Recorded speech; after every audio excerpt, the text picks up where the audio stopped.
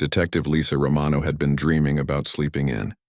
After 23 years in law enforcement and 5 years as police chief of Cedar Valley, she treasured her Saturday mornings.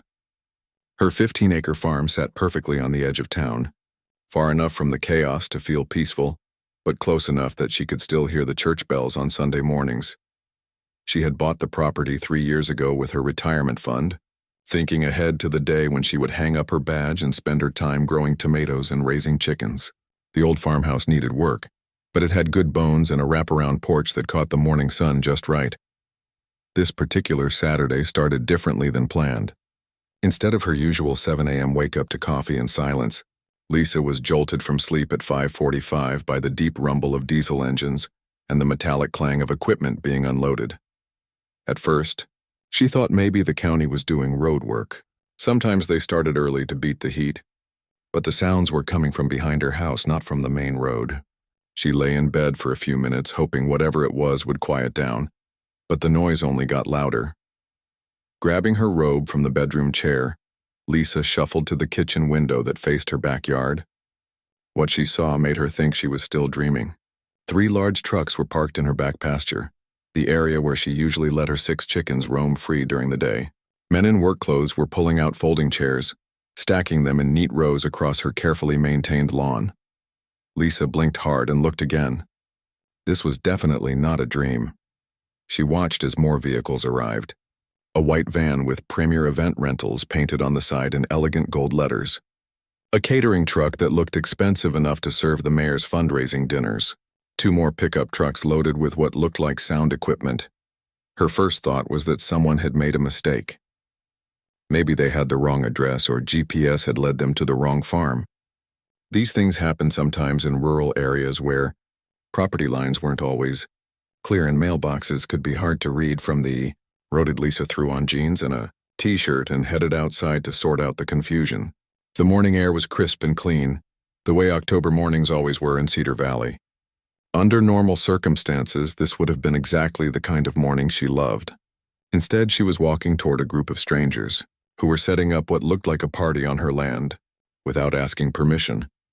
The first person she approached was a young man unloading white plastic chairs from a truck. He was maybe 25, wearing a company polo shirt and work gloves, focused on his task. "Excuse me?" Lisa called out, trying to keep her voice friendly. "I think there might be some confusion here. This is private property." The young man barely looked up. "Yeah, I know. We're setting up for the wedding. Should be a nice day for it." Lisa felt her stomach tighten. "Wedding? I'm sorry, but I think you have the wrong location. I'm the owner of this property and I never agreed to host any wedding." Now the young man did look up, but his expression was more annoyed than concerned. "Lady, I just work for the rental company. We go where they tell us to go. If you have a problem with the location, you need to talk to whoever hired us. I'm just doing my job." He turned back to unloading chairs, clearly considering the conversation over. Lisa stood there for a moment, not quite believing what she was hearing.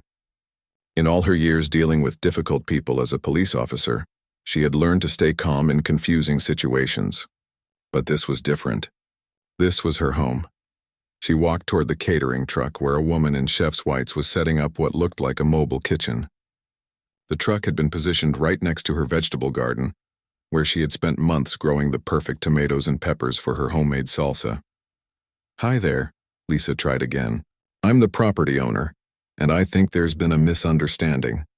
Nobody asked me about using this space for an event." The caterer, a middle-aged woman with tired eyes, paused in her setup. "Oh, honey, that's above my pay grade. The lady who hired us said everything was taken care of. Real specific about where she wanted everything set up, too. Knew exactly where the power outlets were and everything." This detail made Lisa's chest tighten even more. Someone had been on her property before, planning this out. This wasn't a simple mistake. "What lady?" Lisa asked. "What's her name?" "Patricia something. Real organized type. You know the kind. Has everything planned down to the minute. She said she'd handle any questions from neighbors or whatever." Lisa felt her police instincts kicking in. Someone named Patricia had not only planned an event on her property without permission, but had anticipated that Lisa might object, and prepared to handle the situation. This was starting to feel less like confusion and more like a deliberate choice to ignore property rights. She walked back toward her house to get her phone and call the rental company directly. Surely there was some mistake in their paperwork. But before she could make it to the porch, another truck arrived. This one was even bigger, carrying what looked like a massive white tent folded up in the back. 4 men began unloading the tent, along with poles and stakes and all the equipment needed to set up what would clearly be a substantial structure. They had obviously done this many times before, working together with the efficiency that comes from experience. Lisa watched as they began laying out the tent right in the middle of her back pasture, the area where she had been planning to plant a small orchard next spring. The grass was still green despite the October weather, and she had spent hours that summer making sure the irrigation system worked perfectly. One of the tent crew noticed her watching and walked over. "Ma'am, you might want to move your chickens to the other side of the property for today. We don't want them getting spooked by all the activity." The casual way he said it, as if she was obviously aware of the event and cooperating with it, made something snap inside Lisa's chest. "I'm not moving my chickens anywhere," she said, her voice sharper than she intended. "This is my property and I never gave anyone permission to set up anything here." The worker looked genuinely confused now. "But lady, we have a contract. This address, today's date, everything's in writing. If there's some kind of mix-up, you need to call our office. We can't just pack everything up and leave without getting paid." Lisa realized that these workers were caught in the middle of whatever was happening. They weren't trying to cause trouble. They were just doing jobs they had been hired to do, based on contracts that someone else had signed. But that didn't make it any less infuriating to watch strangers take over her peaceful Saturday morning and turn her carefully maintained property into their workplace. She went inside to find the business cards that were surely printed on the sides of these trucks. If someone named Patricia had hired all these people and somehow convinced them that using Lisa's property was legitimate, then Lisa was going to get to the bottom of it right now. As she searched for her reading glasses, Lisa could hear more vehicles arriving outside. The rumble of engines, car doors slamming, voices calling back and forth as the setup continued. Whatever this event was, it was getting bigger by the minute, and she still had no idea who was responsible or how to stop it. Lisa found the phone numbers she needed and started making calls. But every conversation led to the same frustrating dead end. The rental company insisted they had a signed contract with a Patricia Hartwell. The catering company had the same story. Even the florist who had just arrived with a van full of white roses and baby's breath claimed everything had been paid for weeks in advance. "Look, ma'am," said the manager at Premier Event Rentals when Lisa finally got through to someone with authority. "I understand your confusion, but we have all the proper documentation. Ms. Hartwell provided this address and assured us she had permission from the property owner. If there's been some miscommunication between you two, that's something you'll need to work out directly." Lisa hung up, feeling more frustrated than ever. She had spent 30 minutes on the phone while the setup continued outside her kitchen window.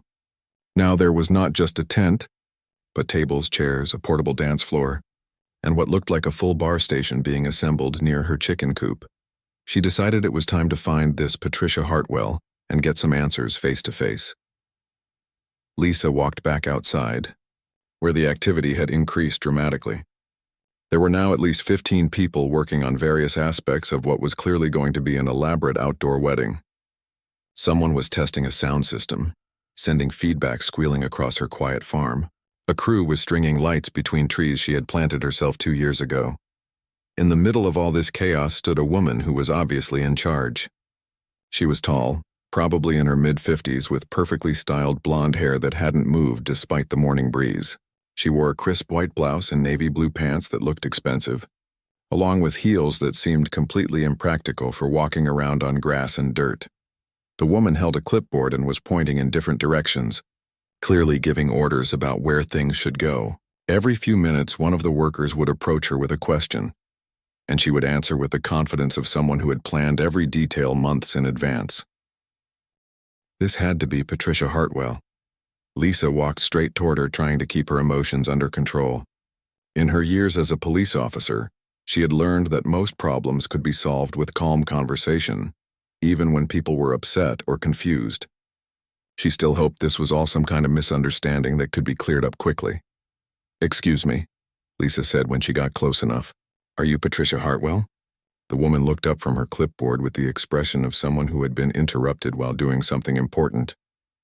Her eyes swept over Lisa, taking in the jeans, old t-shirt, and general appearance of someone who had just gotten out of bed and thrown on clothes to deal with an emergency. "Yes, I'm Patricia Hartwell. And you are?" There was something in her tone that immediately put Lisa on edge. Not rudeness exactly, but a kind of dismissive politeness that suggested Patricia didn't expect this conversation to take very long or be very important. "I'm Lisa Romano, and this is my property. I need to understand why you're setting up an event here without my permission." Patricia's expression didn't change. She glanced back at her clipboard, then looked at Lisa again with the same politely distant smile. "Oh, you must be one of the neighbors. I understand there might be some noise today, but it's just for one afternoon. We'll have everything cleaned up and back to normal by tomorrow." Lisa felt her jaw tighten. "I'm not a neighbor. I'm the property owner. This is my land, and I never gave anyone permission to use it for a wedding or any other event." Now Patricia did look more focused, but still not particularly concerned. She set her clipboard down on a nearby table and gave Lisa her full attention for the first time. "I think there might be some confusion here. I did extensive research on this property before booking it for my daughter's wedding. According to the county records, this land is classified as agricultural, which means it's essentially public use for community events. I made sure to follow all the proper procedures." Lisa stared at her, not quite believing what she was hearing. "That's not how agricultural zoning works. This is private property with a deed in my name. Agricultural zoning doesn't make land public." Patricia waved her hand dismissively. "Look, I don't know what your situation is, but I've already paid thousands of dollars to these vendors. My guests will be arriving in a few hours and my daughter's wedding is happening today. If you have some kind of legal claim to this property, you can take it up with the courts next week." The casual way she said it, as if Lisa's ownership of her own land was just a minor inconvenience to be dealt with later, made Lisa's hands clench into fists. She forced herself to take a deep breath. "Patricia, I'm trying to be reasonable here, but you need to understand that you're trespassing. You can't just decide to use someone else's property because it's convenient for you." Patricia picked up her clipboard again and made a note on whatever list she was working from. "Honey, I appreciate your concern, but this is really above your head now. I've been planning this wedding for 8 months. Do you have any idea how hard it is to find a venue that can accommodate 200 people on short notice? This spot is perfect. Plenty of parking, beautiful views, and far enough from neighbors that we won't bother anyone important." Lisa felt something cold settle in her stomach. Patricia wasn't confused or mistaken. She knew exactly what she was doing and simply didn't care. "The only person you need to worry about bothering is me, because I live here." Patricia glanced toward Lisa's farmhouse, taking in its slightly worn siding and the vegetable garden that clearly marked this as someone's actual home, rather than just empty land. "Oh, you're the person who lives in that little house. Well, that's fine. You can stay inside during the ceremony if the noise bothers you. We should be done with the reception by around 11 tonight." Lisa opened her mouth to respond, but Patricia had already turned away and was calling out to the sound technician about microphone placement. The dismissal was so complete and so casual that Lisa stood there for a moment, genuinely shocked. In 23 years of law enforcement, she had dealt with all kinds of difficult people. Angry drunks, defiant teenagers, entitled rich folks who thought money could buy them out of trouble. But she had never encountered someone who could look a property owner in the eye and calmly explain that they planned to steal the use of that person's land for the day. Lisa tried once more. "Patricia, you need to stop this setup right now and move your event somewhere else. You're breaking the law." Patricia turned back with a sigh, as if Lisa was a persistent child who refused to understand simple concepts. "Look, I don't know what your deal is, but you're starting to interfere with my vendors. These people have other jobs to get to today, and every minute you waste arguing with me puts the whole schedule behind. If you keep this up, I'm going to have to call the police and report you for harassment." The threat hung in the air between them. Lisa felt a laugh building in her chest, but it wasn't a happy sound. Patricia Hartwell was going to call the police to complain that the property owner was interfering with her illegal use of that property. "You want to call the police?" Lisa asked. "If I have to. I'm sure they'll understand that you can't just disrupt a wedding because you're having some kind of dispute about property lines or whatever this is about." Patricia's tone suggested that she had dealt with unreasonable people before and knew exactly how to handle them.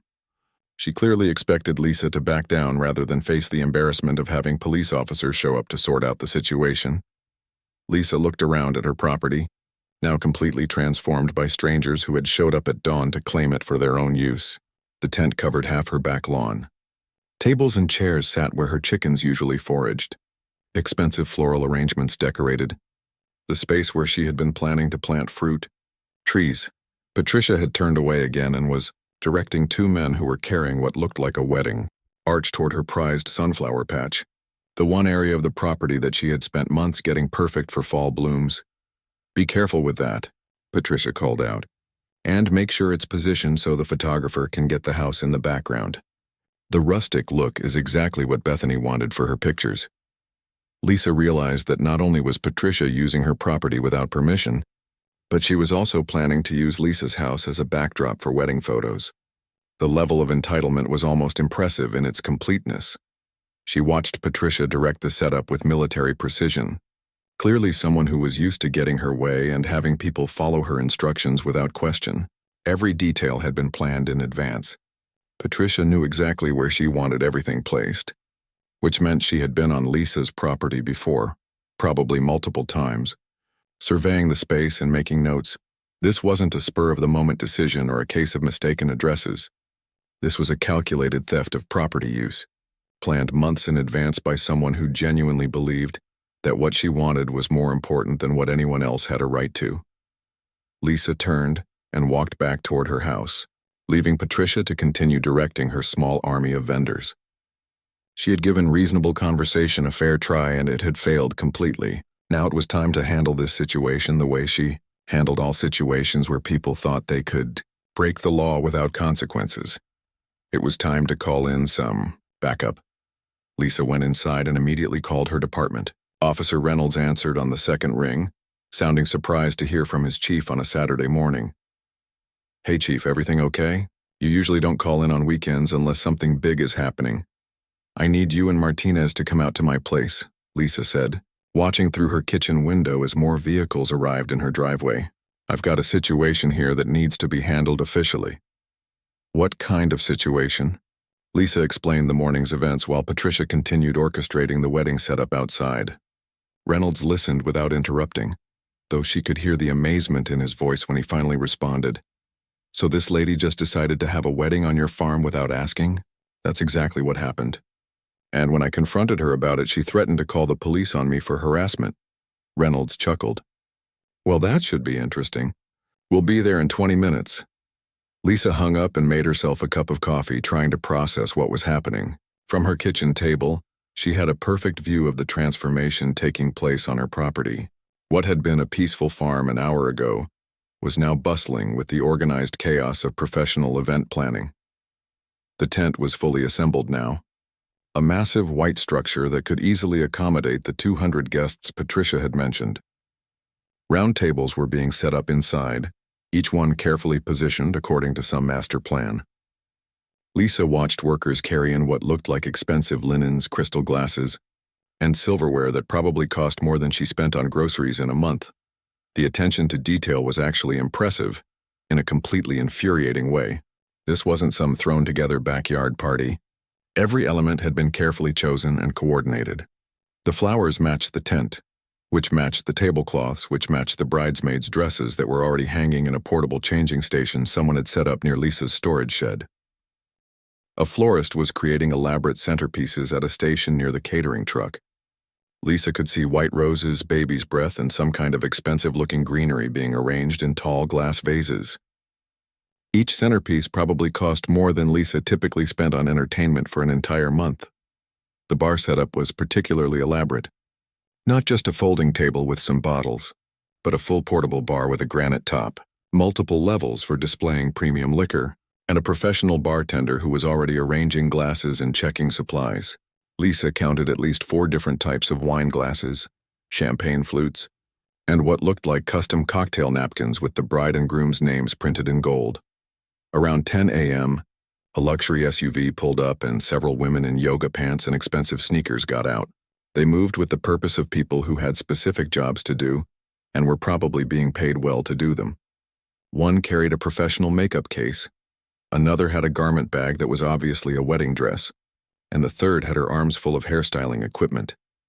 Lisa realized she was watching the bride's getting-ready crew arrive. This wedding wasn't just happening. On her property, her farmhouse was apparently being used as the bridal suite. One of the women walked right up to Lisa's front porch and tried the door handle. Lisa stepped outside immediately. "Excuse me, what do you think you're doing?" The woman looked up with mild surprise. "Oh, hi, are you the house owner? Patricia said you were expecting us." "I'm the makeup artist. We need to set up inside for the bride to get ready." "Patricia said I was expecting you?" "Yeah, she mentioned she had worked everything out with the property owner. We just need a room with good lighting and access to a bathroom. Shouldn't take more than a couple hours." Lisa felt her blood pressure rising again. Not only had Patricia taken over her land, but she had also apparently promised the wedding party access to Lisa's house. "I'm sorry, but there's been a misunderstanding. You can't use my house." The makeup artist looked genuinely confused now. "But where is Bethany supposed to get ready?" Patricia specifically said the farmhouse was part of the package. Before Lisa could answer, Patricia appeared, having apparently noticed the conversation from across the yard. "Is there a problem here?" Patricia asked, though her tone suggested she was annoyed rather than concerned. "Clear. Property owner won't let us use the house," the makeup artist explained. Patricia turned to Lisa with the expression of someone whose patience was being tested. "Really? You're going to make my daughter get ready in the back of a car?"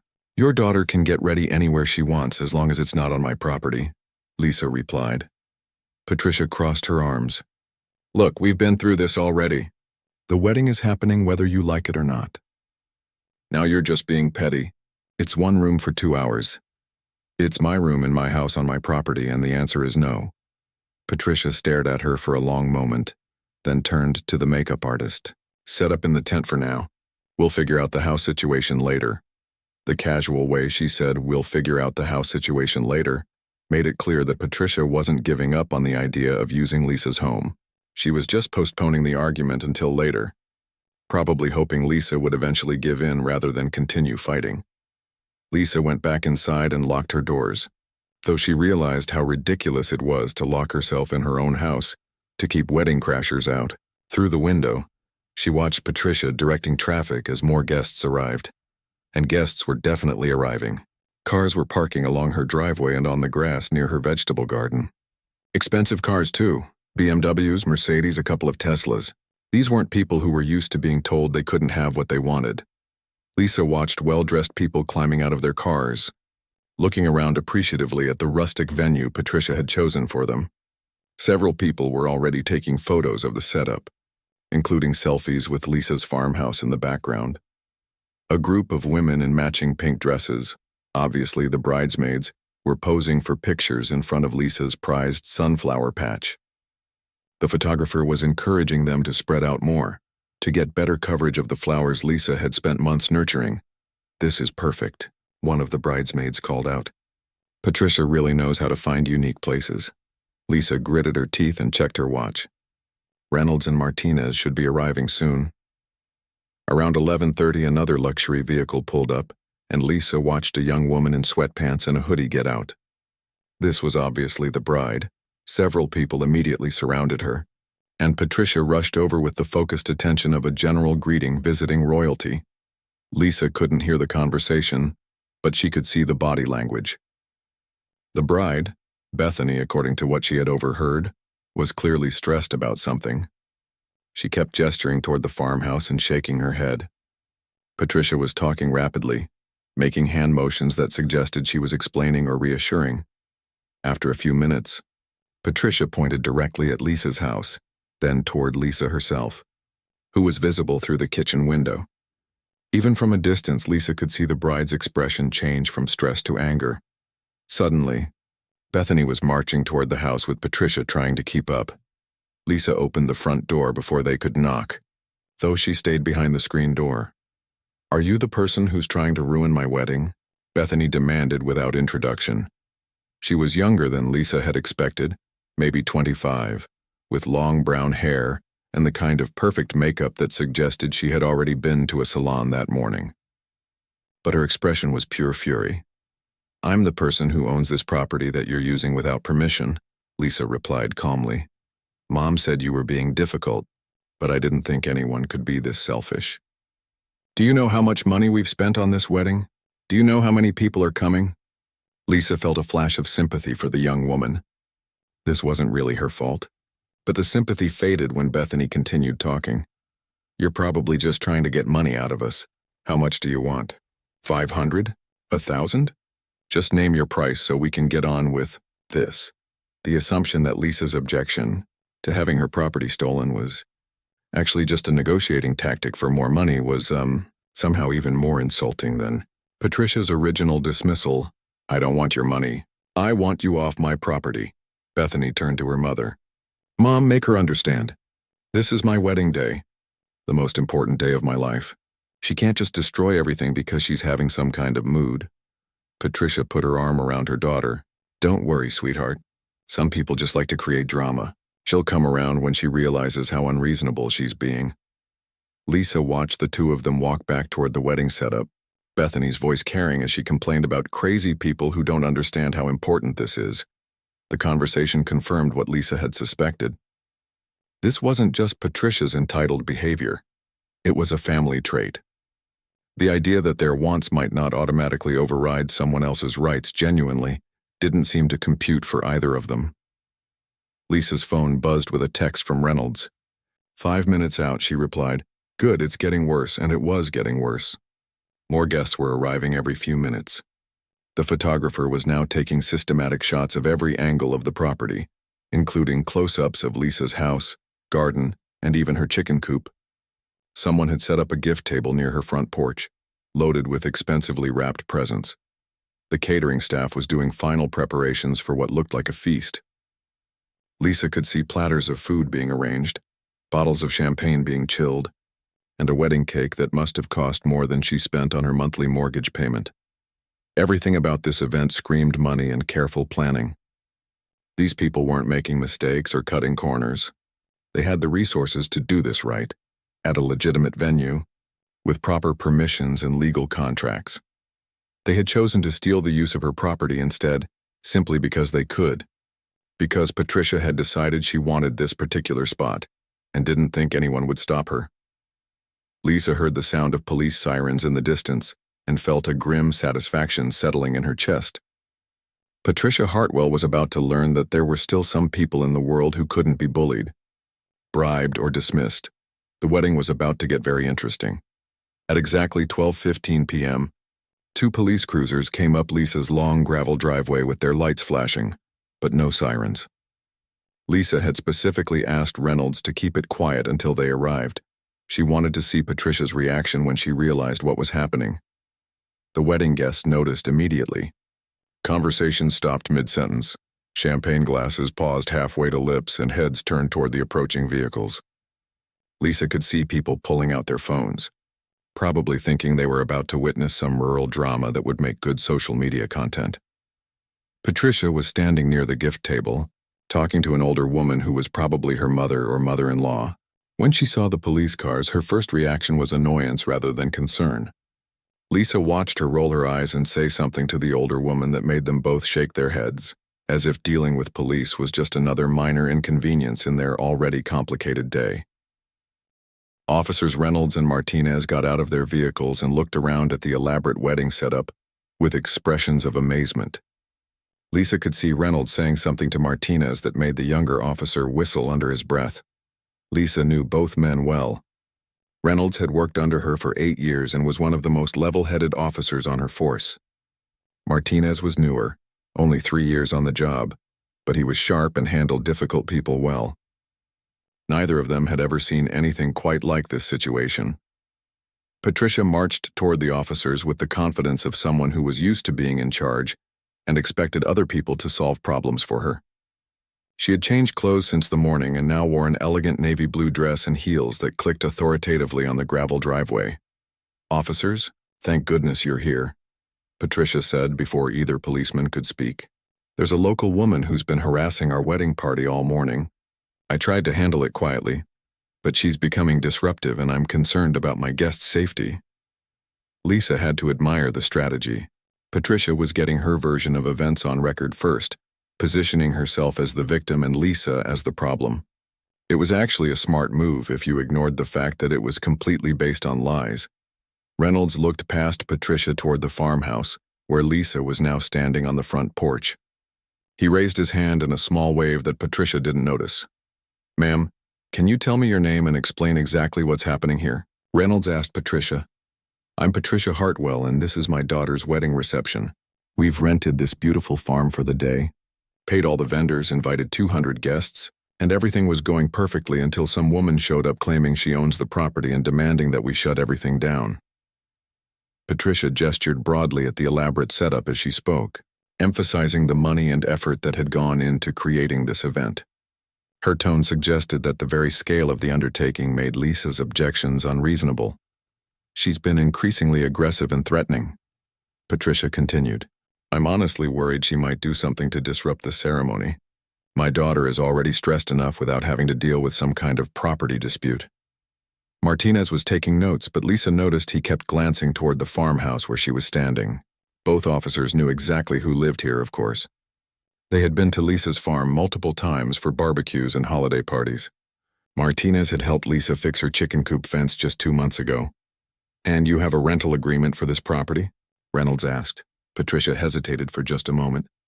"Well, the arrangement was made through intermediaries. Property management companies, that sort of thing. I don't handle those details personally, but everything was paid for and confirmed weeks ago." Lisa could see Patricia realizing that she might need to produce some kind of documentation. The confident tone was still there, but there was a slight tightness around her eyes that suggested she was starting to worry about how this conversation might go. "I see," Reynolds said. "And who exactly is the woman who's been bothering you?" Patricia turned and pointed directly at Lisa, who was still standing on her porch watching the interaction. "That's her right there. I don't know her name, but she's been increasingly hostile all morning. She even threatened to call the police herself, which obviously didn't happen or you wouldn't be responding to my call." Lisa felt a smile tugging at the corner of her mouth. Patricia was so confident in her narrative that she hadn't stopped to wonder why the police response had been so quick, or why 2 officers would show up for what she had described as a simple harassment complaint. Reynolds looked toward Lisa and nodded slightly. "Ma'am, would you mind coming over here so we can get your side of the story?" Lisa walked down from her porch, crossing the yard where her chickens usually roamed and where expensive wedding guests were now standing around with cocktails, watching the drama unfold. She noticed several people were recording with their phones, probably thinking this was going to be great entertainment. As she got closer to the group, Lisa could see Patricia's expression changing. There was something about the way Reynolds had spoken to Lisa, something about the familiarity in his tone, that was starting to make Patricia uncomfortable. "Officers," Lisa said when she reached them, "thank you for responding so quickly." "No problem at all, Chief," Reynolds replied, and Lisa watched Patricia's face go completely white. For a moment, nobody said anything. Patricia stared at Lisa as if she was seeing her for the first time. Her mouth opened slightly, then closed again without any sound coming out. Martinez stepped forward with his notebook ready. "Chief Romano, can you explain the situation from your perspective?" The use of Lisa's title and last name had the effect Lisa had hoped for. Not only Patricia, but several of the wedding guests who were close enough to hear, went very still. Lisa could see the information spreading through the crowd like ripples on a pond, with people whispering to each other and pointing in her direction. "I woke up this morning to find people setting up an unauthorized event on my private property," Lisa said, her voice calm and professional. "When I asked Ms. Hartwell about it, she informed me that she had researched the property and determined that agricultural zoning made it available for public use." Patricia found her voice, though it was much less confident than it had been a few minutes earlier. "There must be some misunderstanding. You didn't identify yourself as a police officer when we spoke earlier." "I was off duty," Lisa replied. "I was trying to handle this as a neighbor-to-neighbor dispute. But when you threatened to call the police on me for questioning your use of my own property, I decided it was time to make this official." Reynolds looked at Patricia with the expression he usually reserved for drunk drivers who insisted they were fine to drive. "Ma'am, do you have any documentation showing that you have permission to use this property?" Patricia's eyes darted around as if she might find the answer written on one of the wedding tables. The rental company handled all of that. I'm sure there's just some paperwork mix-up. What rental company? Martinez asked, pen poised over his notebook. Patricia provided the name, and Reynolds immediately called the company on his radio. Lisa could hear the dispatcher making the call, and they all waited while the company manager checked their records. The answer came back within 5 minutes. Patricia Hartwell had signed a contract and paid deposits for event setup at this address. But the rental company had no documentation showing permission from the property owner. When they had asked Patricia about it, she had assured them that all permissions were in place and that she would handle any questions. So you lied to the rental company, Martinez said. I didn't lie, Patricia said quickly. I misunderstood the zoning regulations. I genuinely thought this property was available for events. Lisa had to give Patricia credit for creativity. Even faced with clear evidence that she had trespassed and committed fraud, she was still trying to frame it as an honest mistake rather than deliberate theft.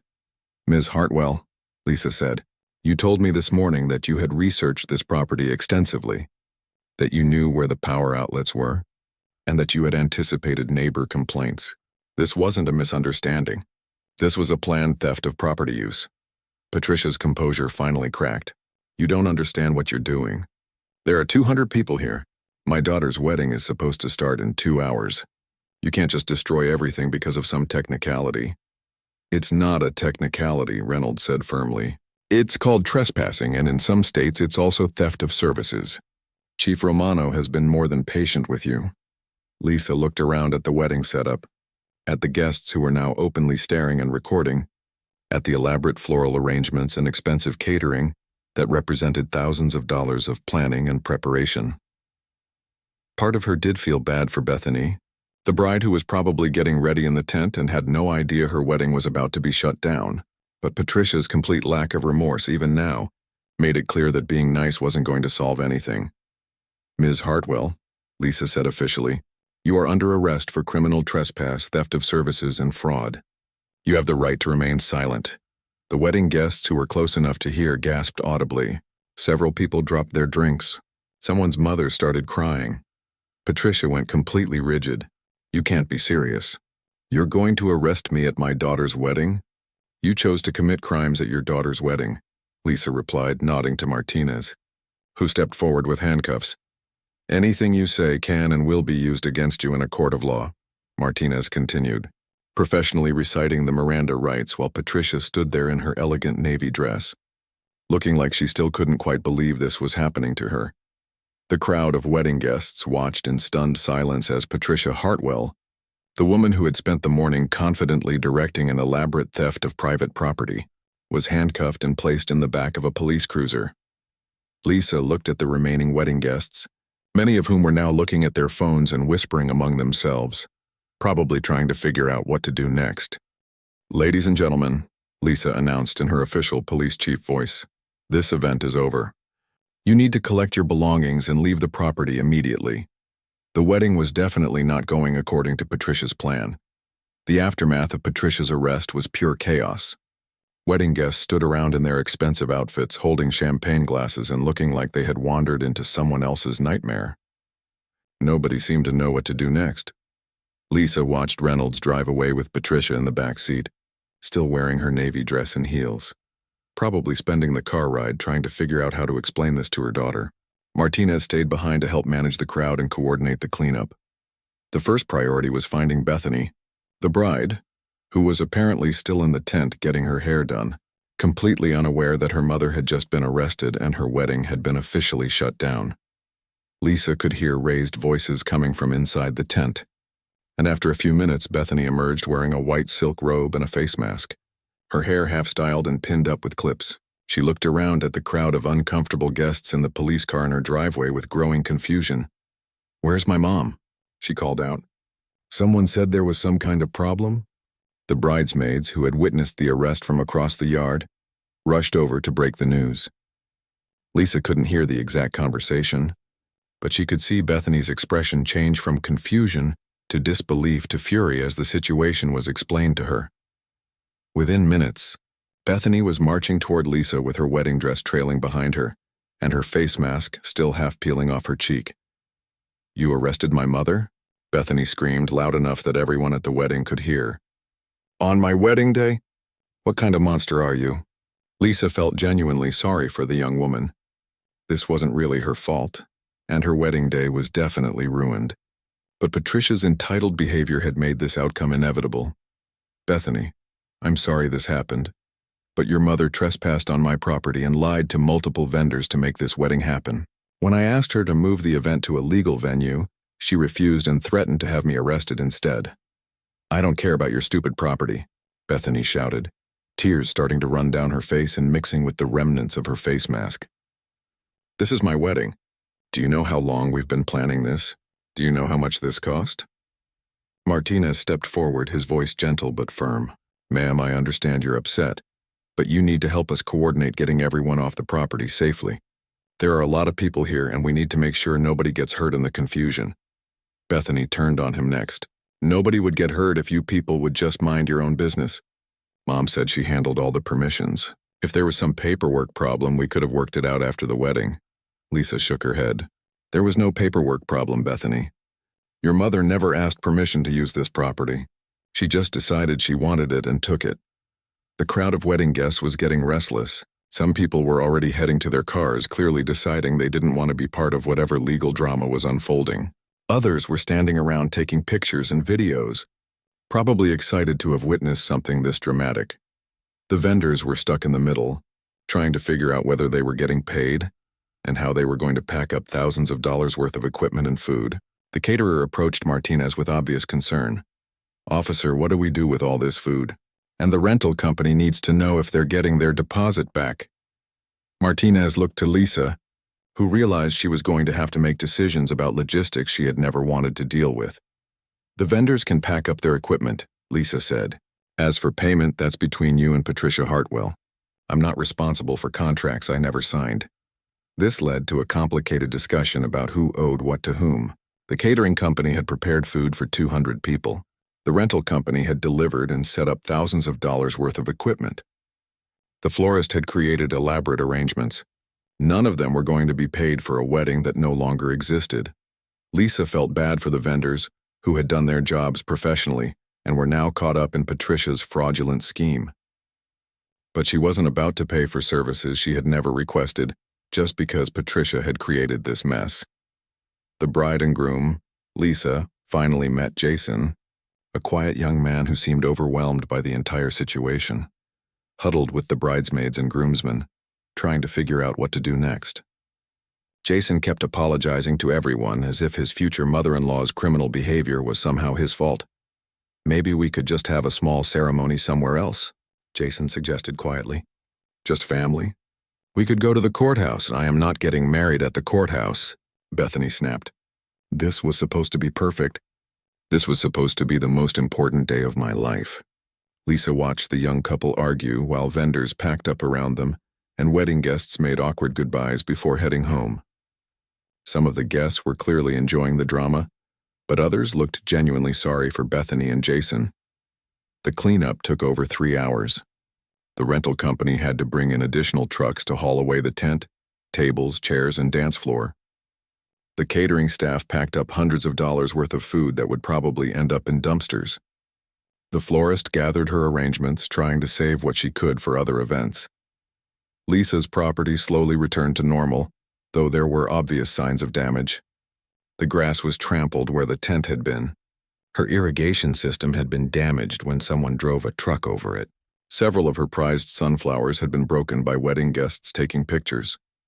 Martinez helped her document the damage for the insurance claim and criminal charges. They estimated about $4,000 in direct damage to her property, not counting the stress and lost time of dealing with the situation.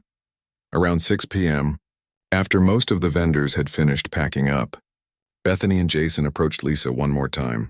Bethany had changed out of her wedding dress into jeans and a t-shirt, but she still looked like she had been crying. I just want you to know that I think you're a terrible person, Bethany said. My mom made a mistake, but you could have handled this differently. You could have let us finish the ceremony and dealt with the legal stuff later. Lisa looked at the young woman who had just called her terrible for refusing to allow strangers to steal her property.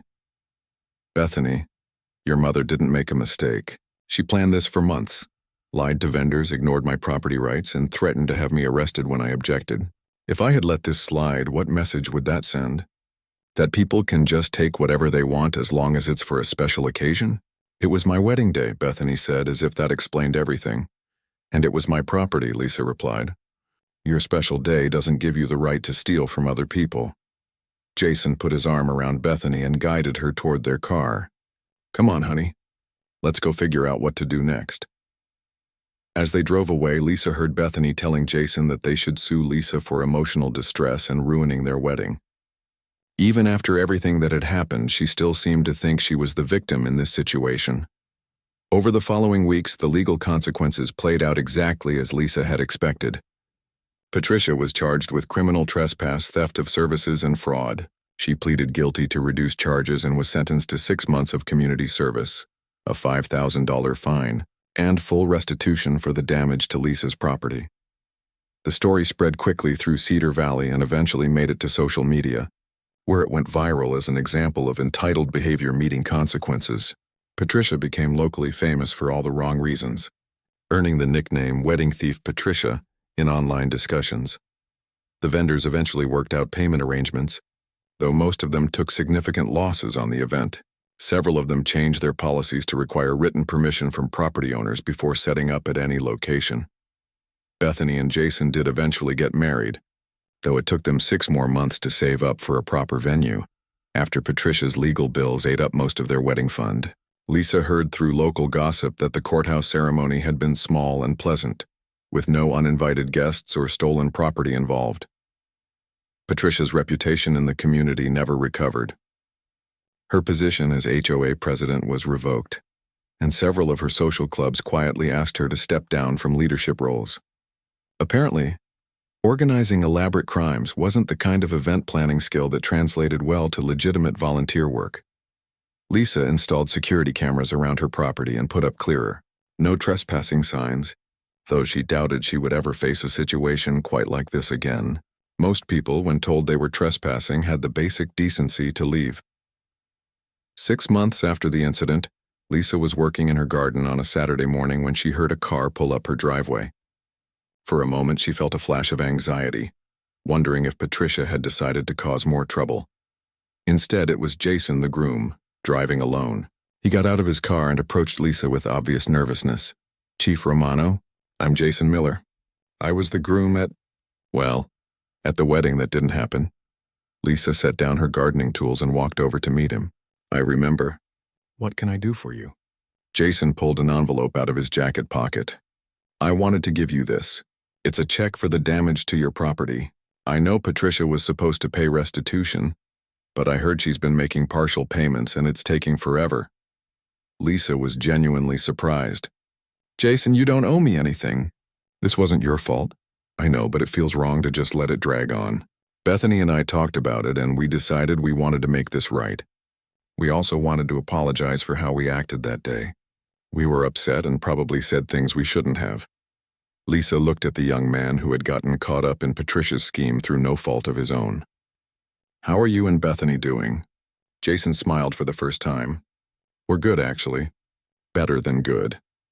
The courthouse wedding was kind of perfect, you know. Just us and the people who really mattered. No drama, no stress, no $50,000 price tag. And Bethany feels the same way? She does now. It took her a while to get over losing the big fancy wedding, but she realized that all that stuff wasn't really what mattered. We're happy. Lisa took the envelope, touched by the gesture, even though Jason was right that he didn't owe her anything. Thank you, Jason, this means a lot. As Jason drove away, Lisa reflected on how the whole situation had worked out. Patricia had learned that entitled behavior had consequences. Bethany and Jason had learned that marriages mattered more than weddings. The vendors had learned to verify property permissions before setting up events. And Lisa had learned that even after 23 years in law enforcement, people could still surprise her with both their capacity for selfishness and their ability to eventually do the right thing. She went back to her gardening, enjoying the peace of her property and the knowledge that anyone who wanted to use it in the future would have to ask permission first.